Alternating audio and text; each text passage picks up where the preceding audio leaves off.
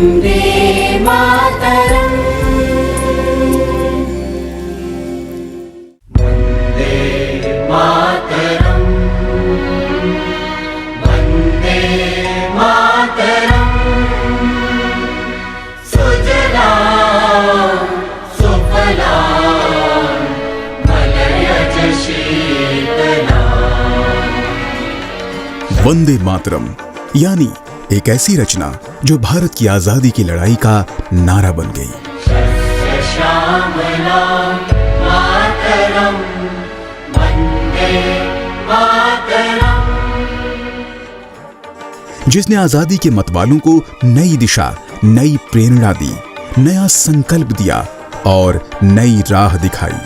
जो रचना आजादी के आंदोलन में शामिल होकर और बाद में देश का राष्ट्रगीत बनकर अमर अजर हो गई, उस वंदे मातरम के लेखक थे बंकिम चंद्र चटर्जी। बंगाली भाषा के साहित्य के सम्राट के रूप में जाने जाने वाले बंकिम चंद्र चटर्जी प्रसिद्ध लेखक, कवि और पत्रकार थे।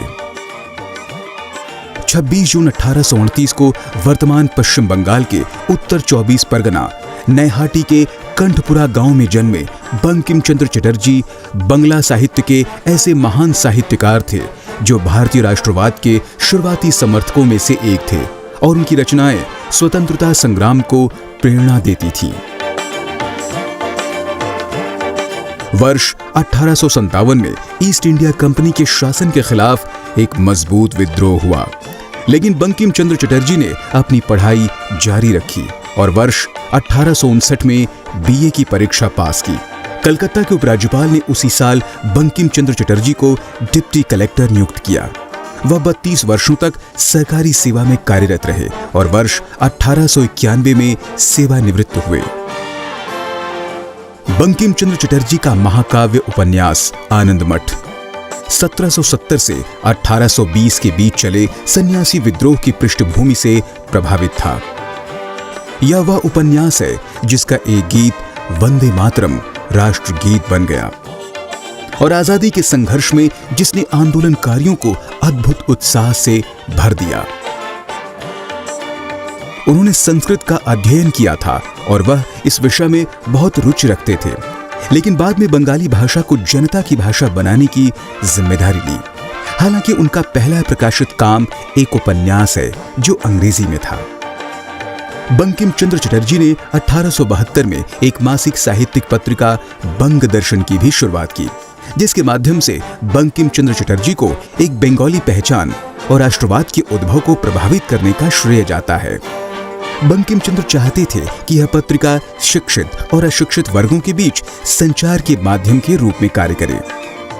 इसी पत्रिका बंग दर्शन में सबसे पहले 7 नवंबर 1875 को वंदे मातरम प्रकाशित हुआ और बाद में वर्ष 1882 में आनंद मठ में प्रकाशित किया गया। 1880 के दशक के अंत में पत्रिका का प्रकाशन बंद कर दिया गया, परंतु वर्ष 1901 में रविंद्रनाथ टैगोर के संपादक बनने के बाद इसे फिर से शुरू किया गया। 1905 में बंगाल विभाजन के दौरान पत्रिका ने विरोध और असंतोष की आवाज को एक आधार देने में महत्वपूर्ण भूमिका निभाई। उनके प्रसिद्ध उपन्यासों में Durgesh Nandini, Kapal Kundala, Devi Chaudhurani, Bishabriksha, the poison tree, Chandrashekhar, Rajmohan की पत्नी और कृष्ण कांतरविल शामिल हैं। 8 अप्रैल 1894 को बंकिम चंद्र चटर्जी का निधन हो गया। बंकिम चंद्र बंगला साहित्य के ऐसे महान साहित्यकार थे जिन्हें अपने जीवन काल में ही अपार ख्याति मिल गई थी और वह संपूर्ण देश में प्रकाश स्तंभ की तरह समाज को प्रेरणा देने वालों में से एक थे। आनंद मठ उनके साहित्य में उस शिखर पर आज भी खड़ा है जिसे विरले ही छू पाते हैं।